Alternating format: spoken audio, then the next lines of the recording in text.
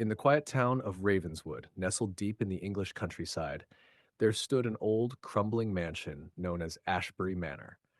The locals avoided it like the plague, whispering tales of its dark past and the strange occurrences that had plagued it for centuries. No one had lived in the manor for over 50 years, at least not willingly. The story of Ashbury Manor began in the 1800s when it was owned by the Ashbury family, a wealthy and reclusive clan known for their eccentricities.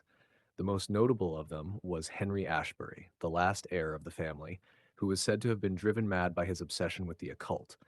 It was rumored that Henry had sealed himself away in the manor, conducting bizarre rituals in a desperate attempt to communicate with the dead. One fateful night, a terrible storm swept through Ravenswood, and the manor was struck by lightning. The townsfolk recalled hearing a blood-curdling scream that echoed through the village, but when they ventured to the manor the next day, they found it abandoned. Henry Ashbury had vanished without a trace, leaving behind only his belongings and a house filled with an eerie silence. Years passed and the manor fell into disrepair. But strange things began to happen. People reported seeing a shadowy figure standing in the window of the upper floor, a tall man with a pale face staring out at the village below.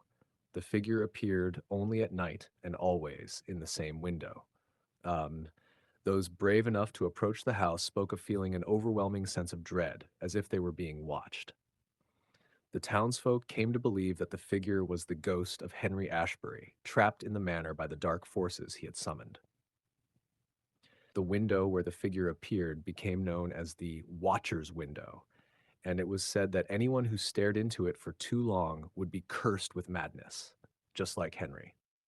One summer, a group of teenagers dared each other to spend the night in Ashbury Manor. Armed with flashlights and bravado, they snuck into the decaying house just as the sun set. They laughed off the stories, confident that they could handle a few ghostly tricks. But as the night wore on, the laughter faded. The air grew cold, and the old house creaked and groaned as if it were alive. Around midnight, they heard footsteps, slow, deliberate footsteps, echoing through the halls. Terrified, they huddled together, shining their flashlights at the shadows that seemed to close in around them. And then they saw it, the figure in the window. It was no longer just a shadow, but a man, his eyes hollow and his face twisted in a ghastly grin. Panic set in, and they fled the manor, stumbling and screaming as they made their way back to the village. But the damage was done. Over the next few weeks, each of the teenagers began to experience strange visions and nightmares. They saw the Watcher in every reflective surface, mirrors, windows, even puddles of water. His presence haunted them day and night, driving them to the brink of insanity. One by one, they succumbed to madness, just as the legend had foretold. The last survivor, barely clinging to sanity, fled the village, vowing never to return. The people of Ravenswood took this as a warning, and Ashbury Manor was boarded up, its dark history sealed away. But on stormy nights, the figure of the Watcher can still be seen in the upper window, staring out at the village with those hollow, unblinking eyes, waiting for the next foolhardy soul to fall under his curse.